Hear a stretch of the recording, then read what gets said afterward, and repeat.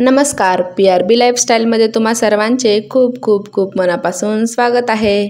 नवरात्रीचे उपवास सुरू होऊन 6-7 दिवस झालेले आहेत आणि प्रत्येकालाच तेच ते कमी तिखट किंवा मग गोड पदार्थ खाऊन कंटाळा आलेला असेल आणि आता मात्र भाकरीची आणि भाजीची खूप जास्त आठवण येत असणार आहे.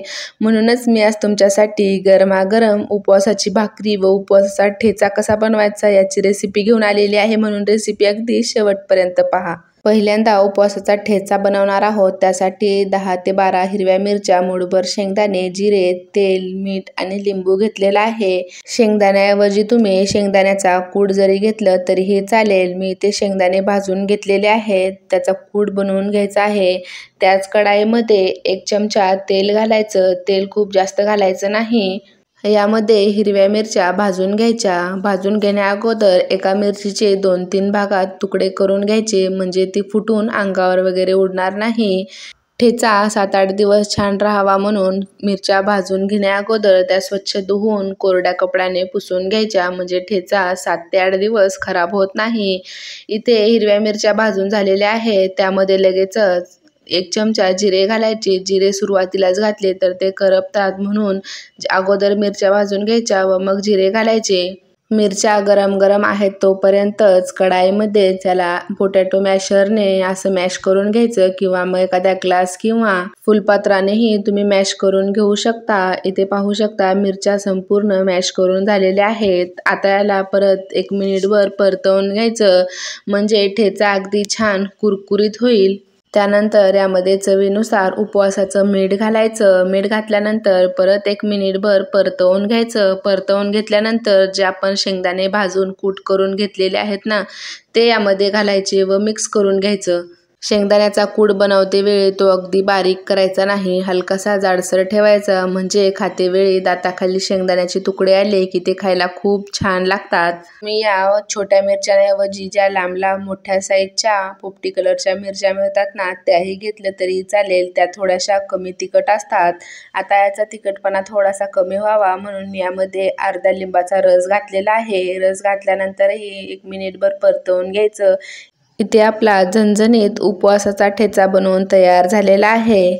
उपवासाचा ठेचा तर बनवून तयार झालेला आहे. आता उपवासाची भाकरी बनवायला घेऊ. त्यासाठी मी इथे 1.5 वाटी चाळलेलं भगरीचं पीठ घेतलेलं आहे. उपवासाचं पीठ दळून आणते वेळी नेहमी ते घरघंटीवरूनच आणायचं, किंवा मग घरी मिक्सरवर बनवलं तरीही चालेल. बाहेरच्या मोठ्या गिरणीवर गहू ज्वारी दळलेली असते व एवढी त्यामध्ये हायजेनिक पद्धतीने उपवासाचे जिन्नस दळून दिले जात नाहीत, म्हणून नेहमी घरगुती पद्धतीनेच दळायचे. आता भगरीचं पीठ बनवते वेळी 1 किलो भगरीसाठी साधारण 200 ग्रॅम तरी यामध्ये साबुदाणा घालायचा, म्हणजे भाकरी बनवते वेळी ती कडक होत नाही, छान मऊसूद अशी भाकरी होते. इथे माझ्याकडे विकतचं भगरीचं पीठ होतं, म्हणून मी 1.5 वाटी भगरीच्या पिठाला 2 ते 3 चमचे साबुदाण्याचं पीठ घातलेलं आहे. हे साबुदाण्याचं पीठ मी घरीच बनवलेलं होतं. भाकरी छान मऊ लुसलुशीत व्हावी म्हणून यामध्ये 1 चमचा खायचं तेल घातलेलं आहे. संपूर्ण पिठामध्ये तेल छान एकजीव करून घ्यायचं. उपवासाच्या भाकरीचं पीठ मळते वेळी त्यामध्ये गरम पाण्याचा वापर करायचा, कारण भगरीच्या पिठाला एवढी जास्त बाइंडिंग येत नाही. त्यामुळे यामध्ये गरम पाणी घालूनच पीठ मळून घ्यायचं. गरम पाणी घातल्यामुळे पीठ छान मळताही येतं व त्याची भाकरीही छान मऊसूद अशी होते. जर तुम्ही आतापर्यंत माझ्या उपवासाच्या रेसिपीज पाहिल्या नसतील तर त्यांची लिंक मी डिस्क्रिप्शन बॉक्समध्ये दिलेली आहे. तेथे जाऊन नक्की पाहू शकता. खूप छान छान अशा रेसिपीज आहेत. इथे भाकरीचं पीठ मळून झालेलं आहे. याचं टेक्स्चर पाहू शकता. आपण जी ज्वारीची भाकरी बनवतो सेम त्याच पद्धतीने बनवलेलं आहे. खूप जास्त घट्ट नाही आणि खूप जास्त पातळ नाही, मीडियम असं हे पीठ बनवून घेतलेलं आहे. ज्या साईजमध्ये तुम्हाला भाकरी बनवायची आहे तेवढं पीठ हातावर घेऊन इथे दाखवल्याप्रमाणे करून घ्यायचं. तुम्ही नवशिके असाल किंवा मग पहिल्यांदाच भाकरी बनवत असाल तर या पद्धतीने भाकरी बनवून पहा. अजिबात तुटणार नाही, कडेने भेगा वगैरे काहीच पडणार नाहीत. तुम्ही इथे पाहू शकता अजिबात भाकरीला कडेने भेगा वगैरे पडलेल्या नाहीत. बरेचसे जण या भाकरी आपण जशी चपाती लाटून घेतो त्या पद्धतीनेही बनवून घेतात, पण त्यापेक्षाही छान या अशा हाताने थापून केलेल्या भाकरी होतात. भाकरी थापून झाल्यानंतर त्यावर असे बोटाचे ठसे दिसू नये म्हणून तळहाताने भाकरी सर्व बाजूने एकसारखी करून घ्यायची, म्हणजे भाजल्यानंतर त्यावर बोटाचे ठसे दिसत नाहीत. इथे भाकरी बनवून तयार झालेली आहे. आता हिला भाजण्यासाठी घेऊ. अगदी छान पातळ अशी मी ही भाकर बनवलेली आहे.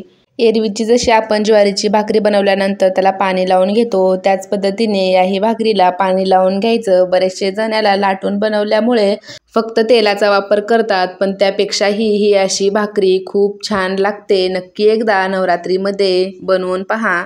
जास्त ही भाकरी नवरात्रीमध्येच खाल्ली जाते, कारण एरवीचे 1 दिवसाचेच उपवास असतात, त्यामध्ये साबुदाणा खिचडी, भगर असं काही खाल्लं जातं. पण हे कंटिन्यू 9 दिवसाचे असल्यामुळे बरेचसे जण भाकरी खाणं प्रिफर करतात. भाकरी दोन्ही साईडने आलटून पालटून छान खरपूस अशी भाजून घ्यायची. जर तुम्हाला मऊ हवी असेल तर गॅसची फ्लेम मोठी ठेवूनही भाजून घेऊ शकता, पण मला पर्सनली थोडीशी कडक आवडते म्हणून मी गॅसची फ्लेम मीडियम करून दोन्ही साईडने खरपूस भाजून घेतलेला आहे. इथं आपली पहिली भाकर बनवून झालेली आहे. लगेचच मी दुसरीही बनवून दाखवते. सेम त्याच पद्धतीने भाकरी थापून घ्यायची. थापल्यानंतर त्याला पाणी लावून दोन्ही साईडने आलटून पालटून भाजून घ्यायचं. तुम्हीही जर उपवासाचे तेच पदार्थ खाऊन कंटाळला असाल तर असा हा झणझणीत बेत नक्की एखाद्या दिवशी बनवा. जर तुम्ही वर्किंग असाल, टिफिनमध्ये ही उपवासाची भाकरी घेऊन जायची असेल व ती दिवसभर छान मऊ लुसलुशीत राहावी वाटत असेल तर याला भाजल्यानंतर तूप किंवा तेल लावून घ्यायचं, म्हणजे भाकरी अगदी दिवसभरही मऊसूद राहते. इथे आपल्या उपवासाच्या भाकरी व ठेचा बनवून तयार झालेला आहे. चला तर मग व्हिडिओला इथेच एंड करते. व्हिडिओ आवडला असेल तर व्हिडिओला लाईक करा, शेअर करा व चॅनलवर नवीन असाल तर चॅनलला सबस्क्राईब करायला विसरू नका. भेटूया अशाच मस्त आणि जबरदस्त रेसिपीसोबत. तोपर्यंत बाय बाय.